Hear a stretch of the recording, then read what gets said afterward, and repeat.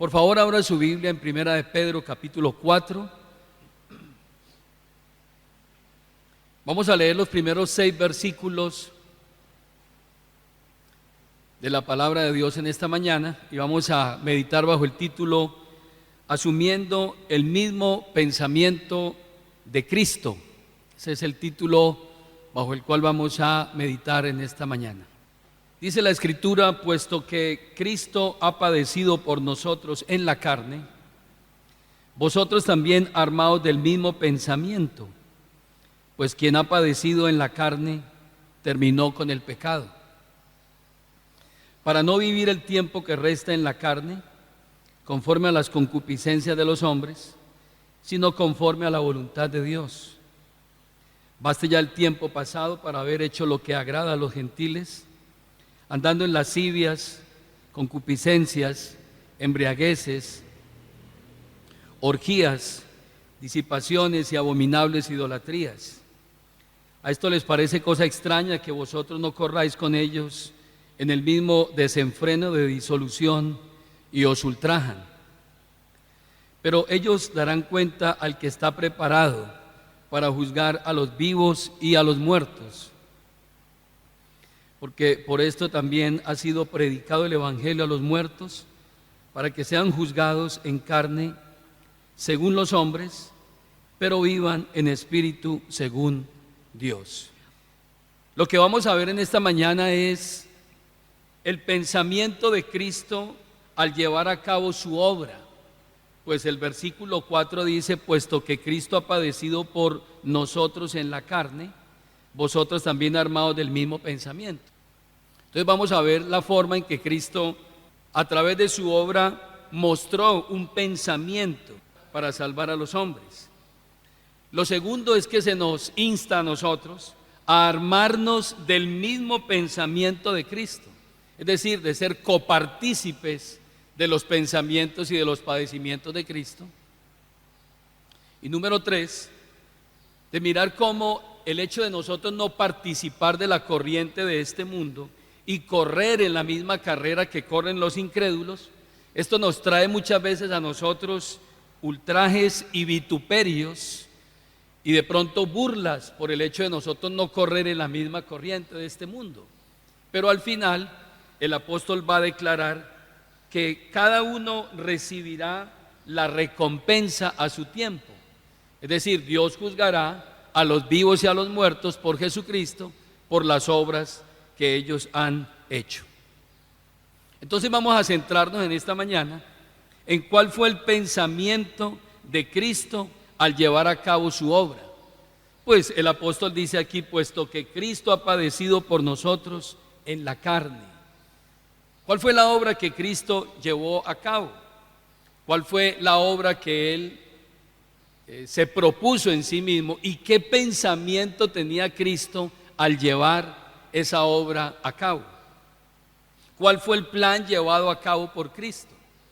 Vemos aquí muy marcado que el plan de Cristo al venir a salvarnos fue, número 1, llevar a cabo un rescate, el rescate del hombre. El verso 1 dice: Cristo ha padecido por nosotros en la carne. ¿Qué fue lo que movió a Cristo para llevar a cabo su obra? Y el texto es claro: Cristo ha padecido por nosotros en la carne. El objeto de esa obra de Cristo, de ese propósito de Cristo, de esa obra cruenta de Cristo, tiene un objeto, y el objeto de esa obra es el hombre, nosotros. ¿Por qué? Porque Dios, en su plan soberano, se propuso salvar a los hombres creados a su imagen y a su semejanza. ¿Qué significa eso? Recuperar a alguien que lo representa a Él ante la creación, en razón a que ese ser que Él creó del polvo de la tierra recibió la imagen y la semejanza de Dios, lo cual tiene unas implicaciones, el hecho de que el hombre tenga la imagen y la semejanza de Dios. Y es que esa criatura hecha del polvo de la tierra, que Pablo describe como un vaso de barro hechos del polvo de la tierra, en ese vaso de barro, en esa criatura débil, frágil, habita la misma gloria de Dios. Y ningún otro ser en la creación cuenta con ese privilegio de gracia divina. Ningún ser creado, según lo registra la Biblia, lleva la imagen y la semejanza de Dios. No tiene ninguno de ellos el sello de Dios, pero el hombre lo tiene. Así que lo que mueve el pensamiento de Cristo para llevar a cabo su obra es rescatar a un ser que lleva la imagen impresa de Dios, y eso es lo que hay que rescatar. El salmista, preguntando acerca de qué es lo que significa el hombre en toda esta obra, hace una pregunta en el Salmo capítulo 8, el verso 4 y 5, y él dice: ¿qué es el hombre para que tengas de él memoria, y el hijo del hombre para que lo visites? Lo que Dios hizo fue una visita, visitar a ese ser frágil. Y el mismo Salmo responde: le has hecho poco menor que a los ángeles y lo coronaste, oiga bien, lo coronaste de gloria y de honra. Entonces, hermano, lo que usted y yo llevamos por dentro es la misma gloria de Dios. El ser humano lleva la gloria de Dios impresa en sí mismo y lleva la honra. A ninguno de las criaturas de la creación Dios le ha dicho jamás: mi hijo eres tú. A ninguno. Pero al hombre tiene el privilegio y la honra de ser llamado hijo de Dios. Juan dice: ahora somos hijos de Dios. Nosotros tenemos ese gran privilegio. Esa obra entonces está enfocada en salvar al hombre, puesto que Cristo ha padecido por nosotros en la carne. Ese era el pensamiento de Cristo al llevar a cabo su obra, lograr ese propósito. A ninguna de las criaturas, o por ninguna de las criaturas, Cristo hizo esa obra. Dice Hebreos 2:16: porque ciertamente no socorrió a los ángeles que pecaron, sino que socorrió a la descendencia de Abraham, por lo cual debía ser en todo semejante a sus hermanos. Con ninguna criatura de la creación Cristo se identificó a tal punto como lo hizo con nosotros. ¿Para qué? Para venir a ser misericordioso y fiel sumo sacerdote en lo que a Dios se refiere, para expiar o pagar la culpa que nosotros llevábamos. Pero lo segundo que Cristo tiene en sus pensamientos al venir a llevar a cabo su obra es sufrir padecimientos en la carne. Es decir, se despojara de sus privilegios como Dios. Filipenses lo muestra. Vaya ya a Filipenses 2, 6 al 8, para que usted vaya dimensionando la grandeza de lo que Dios ha depositado en el ser humano, pero también la magnitud del pecado y del agravio que el hombre en su pecado le hace a Dios. Ahí muestran entonces la dimensión. Si la colocáramos en una balanza, el pecado versus el rescate tenía que ser muy grande, porque se ofendió a un Dios eterno, eternamente santo, y ofender a un Dios eternamente santo amerita un castigo eternamente equivalente a la santidad de Dios, que es eterna. Por ende, se necesita un sacrificio muy grande. Y lo primero que el Señor hace es participar de los padecimientos para venir a salvarnos.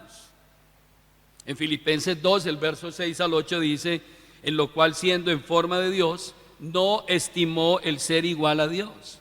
Lo primero que vemos aquí es que no se envía una criatura, no se envía un ángel, no se envía un arcángel, no se envía un querubín, no se envía ninguna otra criatura para salvar, sino que dice la Biblia que no estimó el ser igual a Dios. Y comienza unos padecimientos para lograr ese propósito. Y uno de ellos lo vemos en el verso 7: sino que se despojó a sí mismo, tomando forma de siervo. Eso ya es un padecimiento para él. Ya eso es un padecimiento. Es decir, el soltar sus prerrogativas o privilegios ya es un padecimiento. Porque nosotros a veces dimensionamos los padecimientos de Cristo al pensar o al recordar cuando a él lo escupieron, lo menospreciaron, lo golpearon, le mecieron sus barbas o lo insultaron. Digamos que eso es grave, pero hay unos padecimientos mucho mayores, entre ellos despojarse de sus privilegios como Dios. Eso es un padecimiento. Tomar forma de siervo, es decir, tomar condición de siervo, hecho semejante a los hombres, es el Creador identificándose con la criatura caída. Eso ya es un padecimiento para Él. El hecho de tomar un cuerpo para Él, eso ya es humillante. Esos son los padecimientos a los cuales tuvo que llegar Cristo para llevar a cabo su obra. Y dice, y estando en la condición de hombre, se humilló a sí mismo, haciéndose obediente. Esa es otro padecimiento, porque Él es el soberano y ahora tiene que someterse a obediencia y a aprender la obediencia. Eso ya es un padecimiento para Él, haciéndose obediente hasta la muerte y muerte de cruz. Padecimiento tras padecimiento. Y ese es el pensamiento de Cristo para llevar a cabo su obra. Pero ¿qué más padeció Cristo? Ser afrentado, siendo tentado por el mal. Porque se nos está diciendo que tenemos que armarnos del mismo pensamiento de Cristo. Y aquí estamos describiendo sus padecimientos para nosotros llegar a identificarnos con Él. Ser afrentado siendo tentado por el mal. El libro de Deuteronomios capítulo 6, el verso 16 dice que no tentarás a Jehová tu Dios. Y Santiago 1:13 dice, porque Dios no puede ser tentado por el mal. El hecho de que Cristo tome cuerpo como Dios Hijo y venga y se encarne y sea tentado, para Él eso ya es una afrenta. Pero también dice la Escritura que tuvo que beber la copa de la ira siendo inocente. Eso ya es un padecimiento para Él. Mateo 26:39 nos dice que adelantándose un poco, Jesús allí en Getsemaní cayó sobre su rostro y orando y diciendo, Padre mío, si es posible que pase de mí esta copa, líbrame de este trago amargo, pero que no sea hecho como yo quiero, sino como tú quieres. Beber la copa de la ira de Dios mientras Él está en angustia en Getsemaní, eso ya es un padecimiento para Él. ¿Por qué? Porque tiene que beber la ira de la copa siendo inocente. Esa copa no era para Él, esa copa era para nosotros. Pero Él, siendo inocente, tuvo que beber la copa de la ira.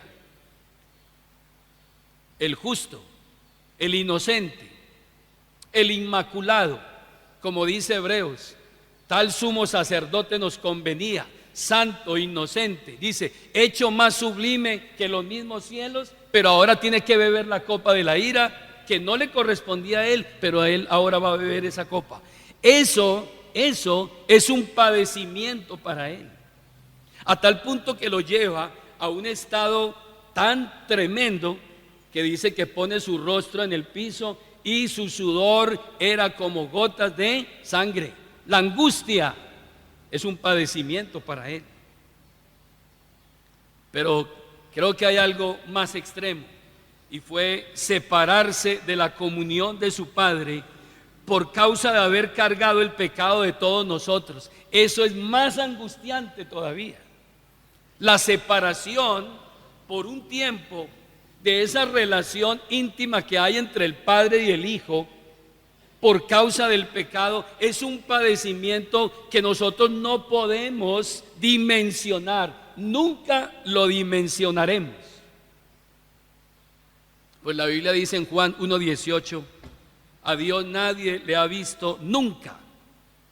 El Hijo unigénito, que es Dios y que vive en comunión íntima con el Padre, nos lo ha dado a conocer. ¿Sabe dónde estaba Cristo antes de encarnarse? En el seno del Padre, en relación íntima con el Padre en la eternidad. Y por causa de ese propósito, Él tiene que separarse de esa comunión íntima Pues en la cruz, según Mateo 27:46, dice que cerca de la hora novena, Jesús clamó a gran voz diciendo: Elí, Elí, lama sabactani, que quiere decir: Dios mío, ¿por qué me has desamparado? ¿Por qué me has abandonado? Separación por causa del pecado.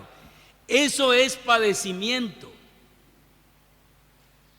Y finalmente, padecer al recibir la consecuencia final del pecado sin haber pecado.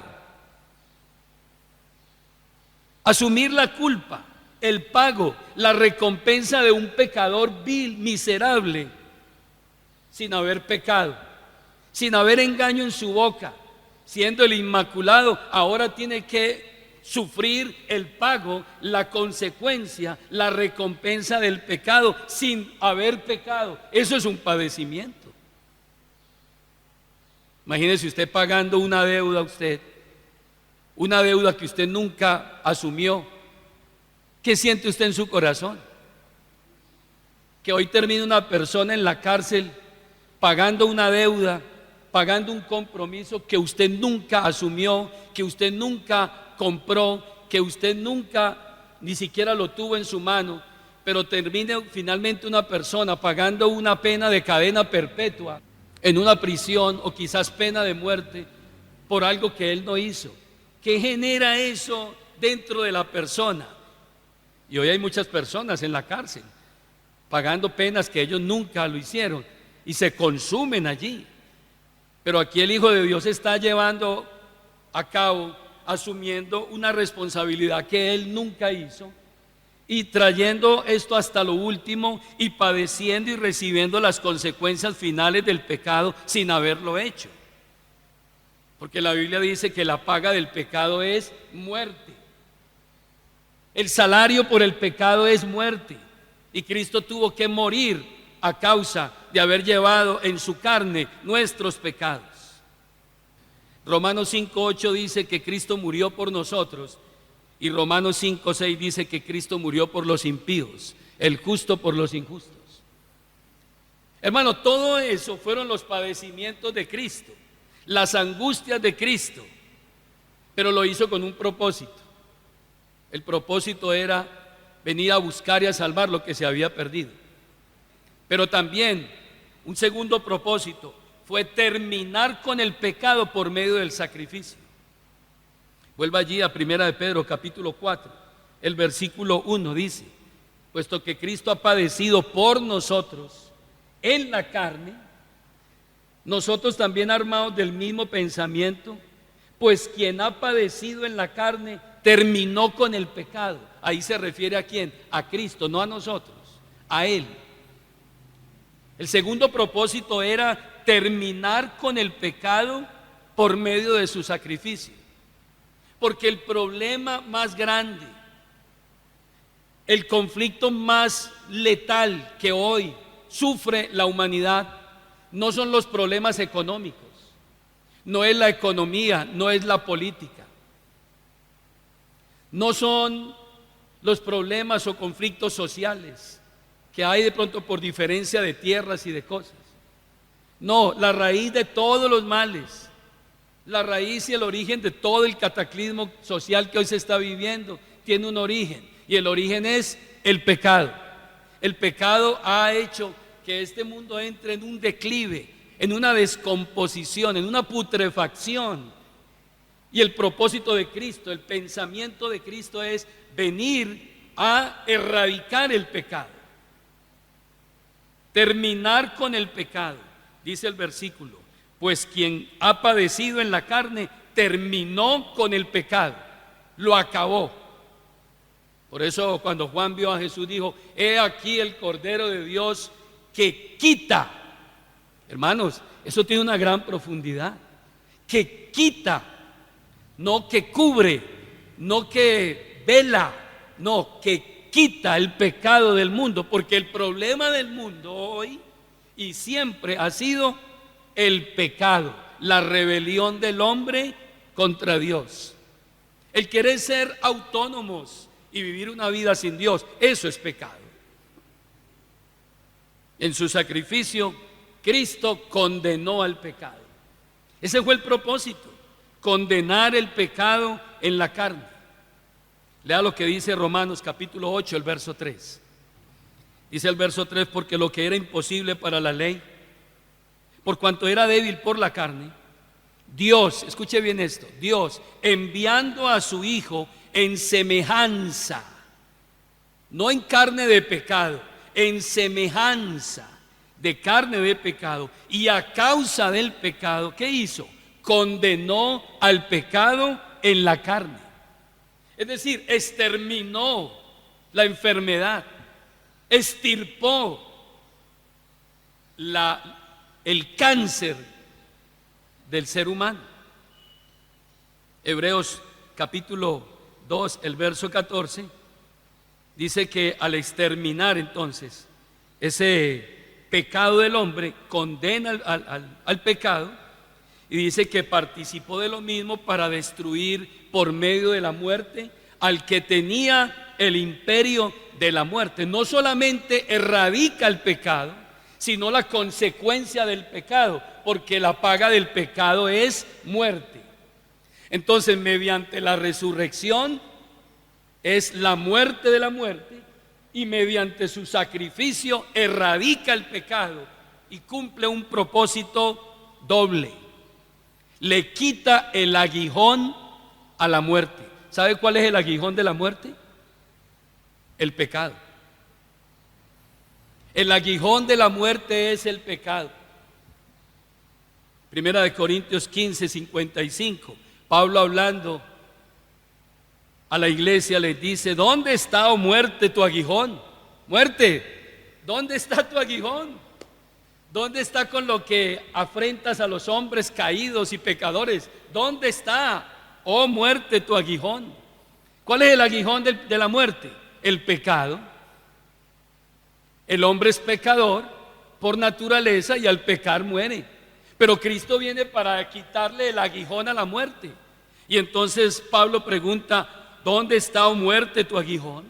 ¿Dónde, oh sepulcro, tu victoria?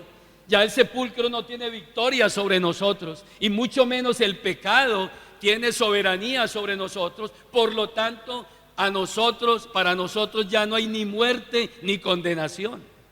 Ya no hay muerte para el creyente. ¿Lo puede creer en esta mañana? Charles Spurgeon, hablando de esto, dijo: ¿cómo quita Cristo de nosotros el temor de la muerte? Él lo hace primero quitando de nosotros el pecado, que es el aguijón de la muerte. Si Cristo quitó nuestros pecados y los echó a lo profundo de la mar, entonces ahora la muerte ya no tiene allí posibilidad sobre nosotros. Entonces, morir perdonado, dice Charles Spurgeon, no es morir realmente, sino partir de este mundo al Padre.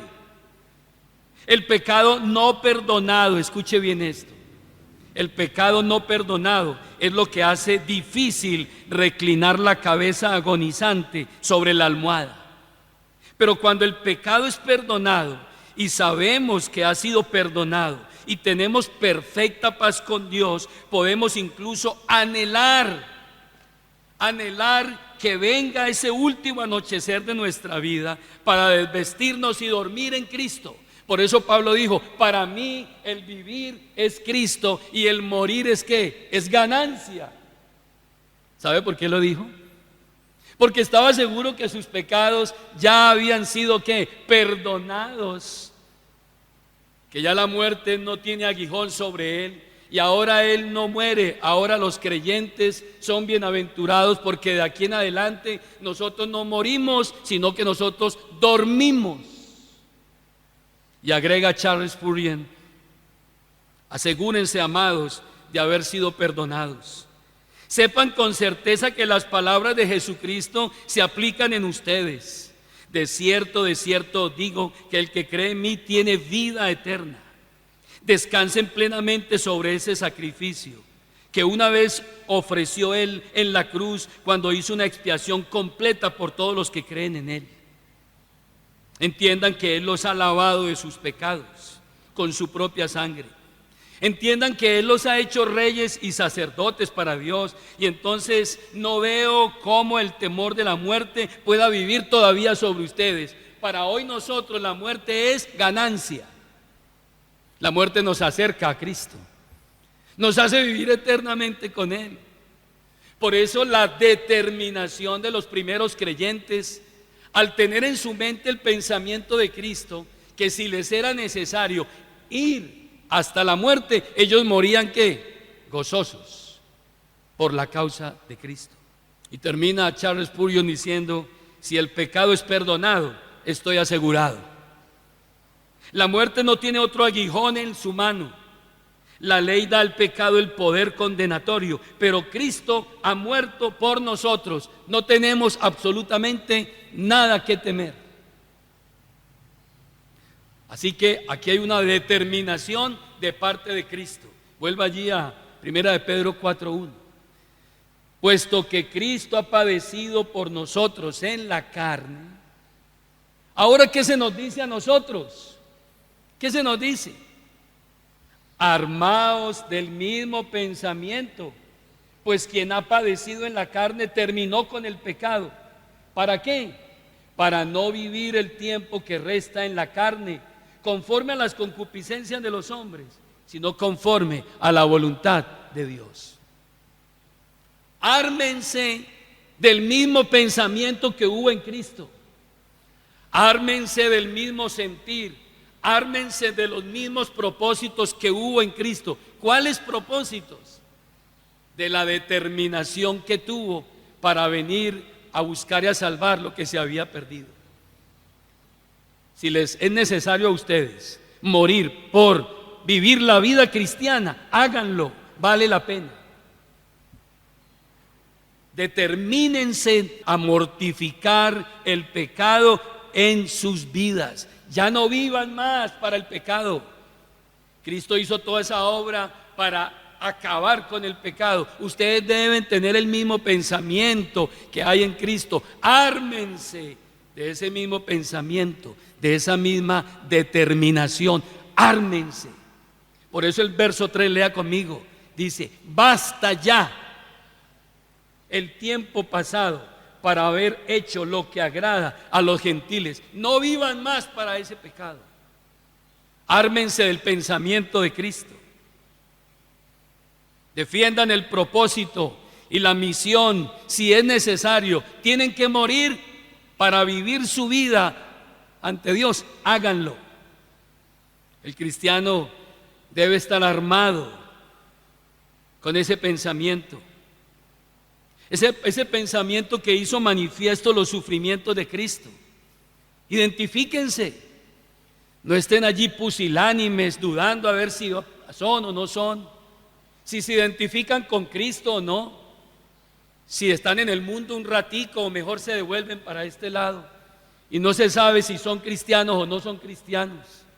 No, determínense, ármense del mismo pensamiento y determínense de tal manera que si les es necesario ir a la muerte por vivir ante Dios como debe ser, háganlo.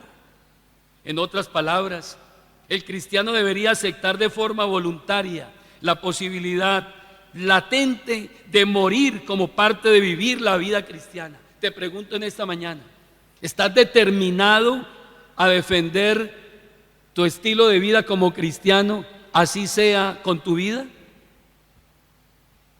Escuché una anécdota hace unos días,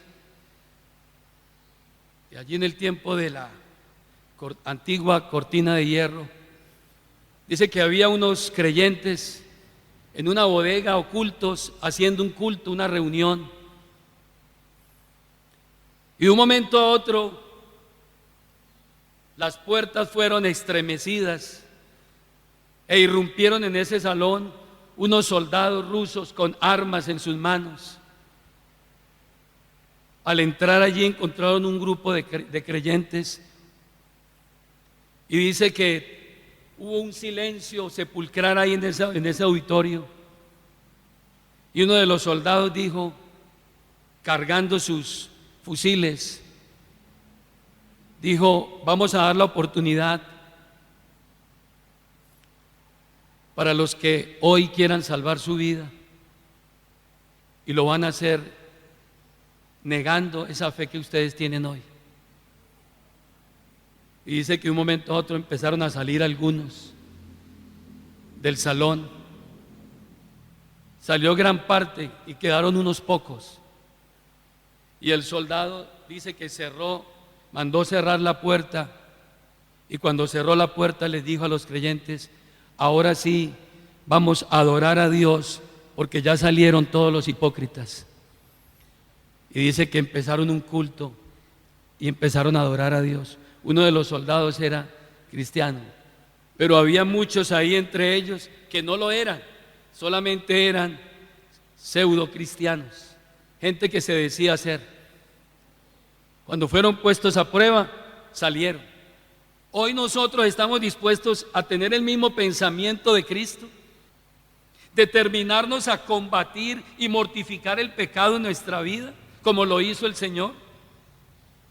Jesús dijo estas palabras a sus discípulos: es necesario que el Hijo del Hombre padezca y sea desechado por los ancianos, y dice, y sea muerto.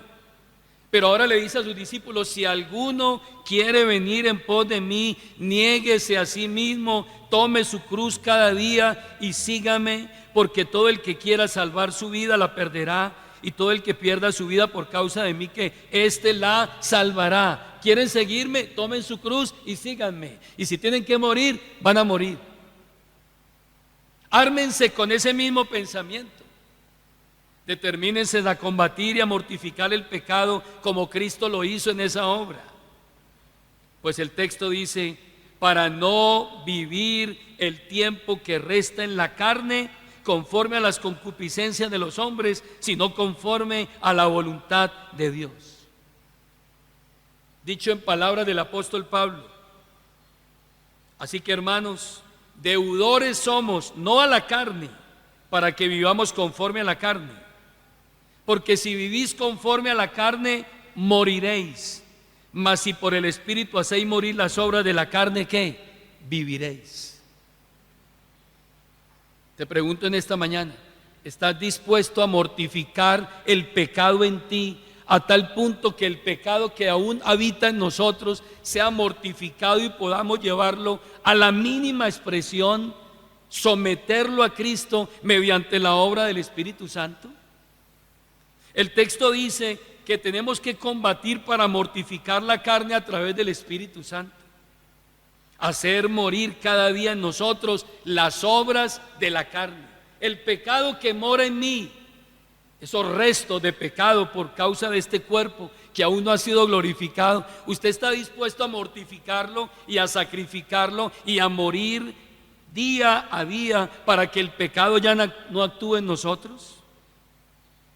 Que las pasiones que batallan contra el alma y los pecados que combaten dentro de nosotros cada día sean más y más y más y más humillados, a tal punto que podamos decir, como dice el apóstol a los Gálatas, vaya allá a Gálatas 5, el verso 16, podamos decir: andad en el Espíritu y no satisfagáis los deseos de la carne.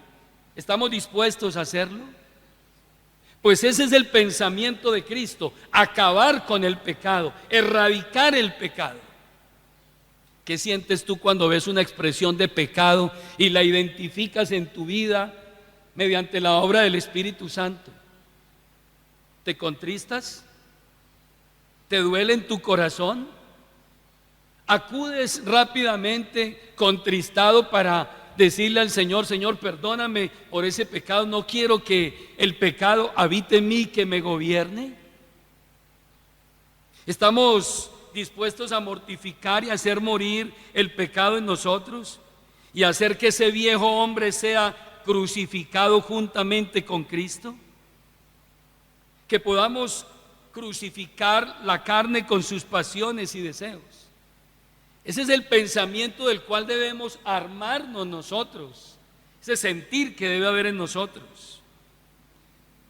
Pero ese sacrificio que nosotros haremos en la carne nos traerá incluso en muchas ocasiones, burla de la gente del mundo. Vuelvo allí a Primera de Pedro 4:1. Dice la Biblia: baste ya el tiempo pasado para haber hecho lo que agrada a los gentiles, andando en lascivias, concupiscencias, embriagueces, orgías, disipaciones y abominables idolatrías. Mire lo que dice el verso 4. A estos les parece cosa extraña que vosotros no corráis con ellos en el mismo desenfreno de disolución. ¿Y qué hacen? Y os ultrajan. La gente se burla.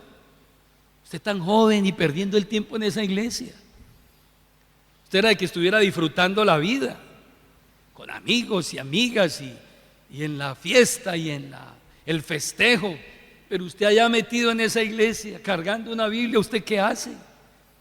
Y se burlan porque nos ven a nosotros que no corremos en el mismo desenfreno del mundo.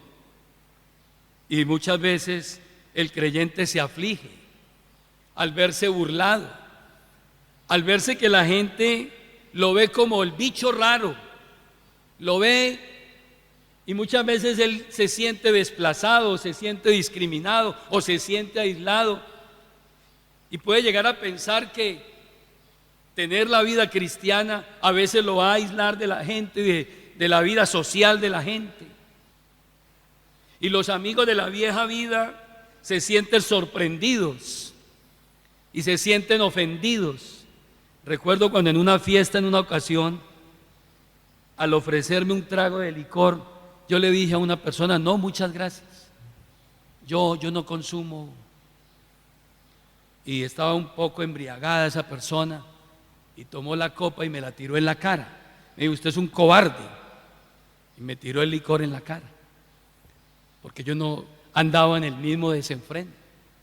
Te van a llamar mojigato y de muchas maneras, y les parece cosa extraña, y hasta llegan a resentirse por falta de ver en el creyente la falta de interés en los placeres impíos de este mundo.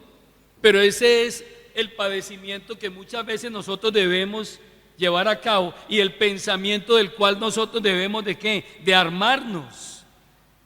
Y en el verso 5 dice finalmente el apóstol: pero ellos darán cuenta al que está preparado para juzgar a los vivos y a los muertos, porque por esto también ha sido predicado el evangelio a los muertos, para que sean juzgados en carne según los hombres, pero vivan en espíritu según Dios. Ellos darán cuenta. Aquí lo que el apóstol está diciendo es: ellos pagarán lo que deben. Es un término financiero. Ellos pagarán lo que deben.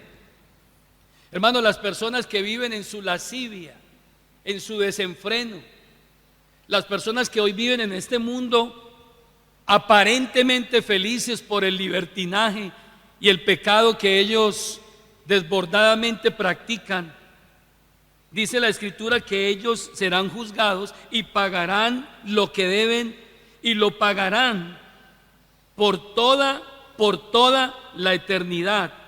Pues la Biblia dice que Cristo está para juzgar a los vivos y a los muertos. Dice el versículo 5: pero ellos darán cuenta al que está preparado para juzgar a los vivos y ¿a quién? Y a los muertos.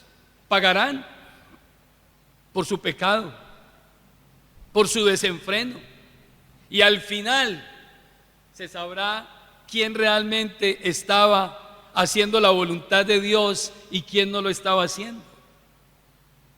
Pero yo veo aquí otro sentido importante para nosotros, y nosotros nos debe generar, el mundo nos debe generar compasión, porque nosotros, el hecho de saber que este mundo le espera un juicio y va a ser juzgado, y quizás muchos de nuestros familiares que hoy no se han arrepentido, les espera un juicio. Hermanos, a nosotros no nos debe de alegrar eso, nos debe de entristecer, y debe generar en nosotros un llamado a cumplir la gran comisión. porque aquí hay un llamado urgente a la predicación del Evangelio frente a la realidad de un juicio al cual cada ser humano debe de comparecer en algún momento de su vida, cuando pase a la eternidad y tenga que darle cuenta al juez de vivos y muertos. Pues el texto dice: pero ellos darán cuenta al que está preparado para juzgar a los vivos y a los muertos.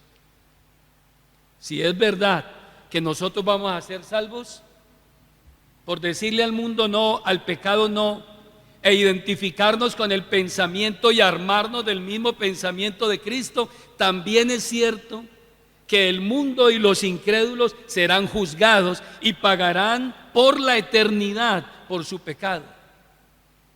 Pero eso debe llevarnos a nosotros a un sentido de compasión. ¿Por qué? Porque dice el versículo 6: porque por esto también ha sido predicado el Evangelio a los muertos, para que sean juzgados en carne según los hombres, pero vivan en espíritu según Dios. La predicación del Evangelio no solo les ofrecerá una vida abundante, como dice la Biblia: si el Hijo libertare, seréis verdaderamente libres. No solamente les ofrecerá libertad del pecado, sino una buena conciencia delante de Dios, y además de esto, escapar del juicio seguro que viene para este mundo. En cada momento de juicio, Dios ha mandado un mensajero. En cada momento de juicio, Dios ha enviado un pregonero para que les hable y los libre del juicio. Y aquí tenemos una doble responsabilidad: identificarnos con el pensamiento de Cristo para mortificar el pecado en nosotros, pero a la vez mirar al mundo con compasión para mostrarles el Evangelio y que ellos eviten ese juicio y ese castigo. Dios lo hizo en el tiempo antiguo con Noé. Lo llama pregonero de justicia, y antes de Dios destruir la tierra y todo lo creado y raer la tierra por completo, dice que Noé halló gracia ante los ojos de Dios y envió un medio de salvación. Antes de destruir a Sodoma y Gomorra, les puso a un hombre llamado Lot. La Biblia lo llama el justo Lot, que afligía su corazón, y antes de destruirla envió 2 mensajeros para avisarles, y les dijo: levántense, salgan de este lugar, porque el Señor va a destruir toda la ciudad. Pero dice que ellos no creyeron y solo unos pocos se salvaron. Lo mismo hizo con Nínive. Envió un pregonero y les predicó durante varios días diciendo: en 40 días Nínive será destruido, arrepiéntanse. Y Dios perdonó su maldad. En el tiempo de Jesús, Dios envió a Juan el Bautista con un mensaje diciéndoles: arrepentidos, porque el reino de los cielos se ha acercado. Ya el hacha está puesta a la raíz del árbol, por tanto todo árbol que no dé buen fruto es cortado y echado en el fuego. Hay un mensaje. A Pablo también lo envió para decirle a los areopagitas: Dios, habiendo pasado por alto los tiempos de esta ignorancia, en estos tiempos manda a todo hombre en todo lugar que se arrepientan, por cuanto ha establecido un día en el cual juzgará al mundo con justicia por aquel varón a quien designó, dando fe, resucitándole entre los muertos. Y para este tiempo, los que anuncian que viene finalmente una paga para el pecador es la iglesia. A nosotros se nos ordenó allí en la gran comisión, Marcos 16:15, vayan por todo el mundo. Vayan y predíquenles la buena noticia. Anúncienles que hay un Salvador. Díganles a toda criatura y predíqueles el Evangelio. El que creyere y fuere bautizado será salvo, mas el que no creyere será condenado. Ahí está el mensaje. Ahora Pedro nos dice: ármense del mismo pensamiento. Vivan, batallen, combatan ferozmente contra el pecado. Si les es necesario morir por la causa, háganlo, vale la pena, pero prediquen, porque a su tiempo Dios dará a cada uno de acuerdo a qué, a su paga. Prediquen el evangelio. Por eso hoy, hermanos, unas conclusiones finales. Debemos de contemplar esa obra perfecta de Cristo, quien padeció para terminar con el pecado, y convertirnos en imitadores de Cristo. Ármense del mismo pensamiento, de la misma determinación, de la misma valentía. Tengan el mismo sentir de Cristo. Combatan el mayor problema que hay en el ser humano, el pecado. Combatan contra el pecado. Miren lo que el pecado le hizo a Cristo. Miren lo que el pecado le está haciendo a las familias. Miren lo que el pecado le está haciendo a esta humanidad. Miren el pecado cómo ha afrentado a Dios. Miren el pecado cómo cada vez hace que el mundo entre en un declive y odien el pecado, detesten el pecado, combatan el pecado en sus vidas y no dejen que el pecado reine en ustedes, porque el pecado ya ha sido quitado y quienes estamos bajo la influencia del Espíritu tendremos victoria sobre el pecado. Ármense de ese pensamiento. Pero también, frente a la decadencia moral que hoy vivimos, vean la oportunidad de predicar el evangelio. Vean la oportunidad de rescatar a los hombres que están hoy bajo condenación y predíquenles el evangelio para que tengan vida espiritual de nuevo y, como dice el versículo 6, puedan vivir no conforme a la corriente de este mundo, sino conforme a la vida que le agrada a Dios. Pues dice el verso 6, porque para esto también ha sido predicado el evangelio a los muertos, para que sean juzgados en carne según los hombres, pero vivan en espíritu según Dios.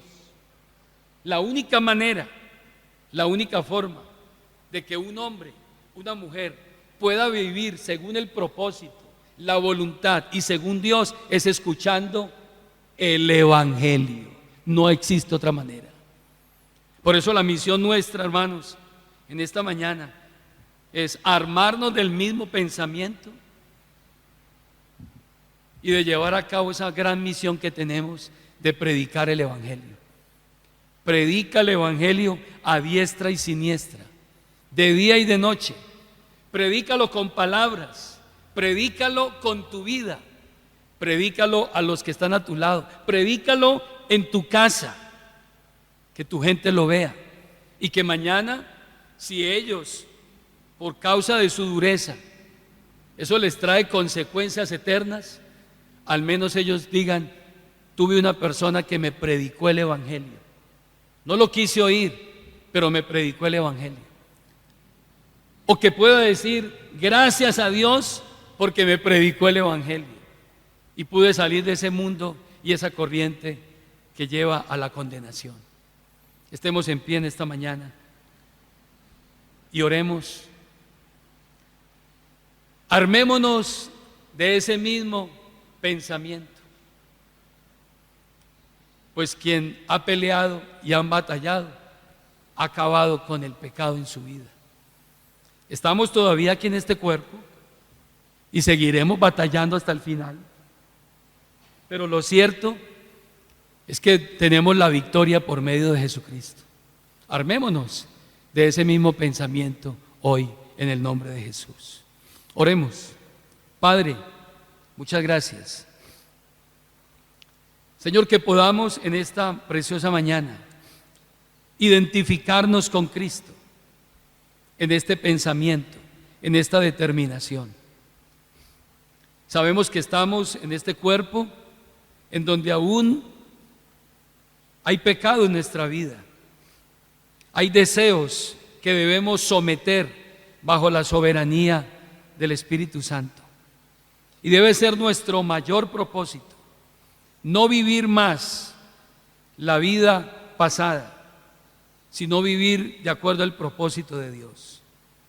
Señor, permítenos compartir este mensaje con otras personas que aún no te conocen, que aún viven de acuerdo a sus deseos pecaminosos y que ignoran que finalmente tendrán que dar cuenta a ti por sus pecados. Pues la Biblia dice: no os engañéis, Dios no puede ser burlado. Todo lo que el hombre sembrare, eso mismo segará. Al hombre le espera un día en donde deberá dar cuenta por todo lo que hizo mientras estuvo en el cuerpo. Pero Señor, permítenos anunciarle a los hombres que hoy hay salvación mediante la predicación del Evangelio. Que podamos armarnos de este sentir y de este mismo pensamiento que hubo en Cristo Jesús. Lo pedimos en el nombre de tu amado Hijo Jesucristo. Amén.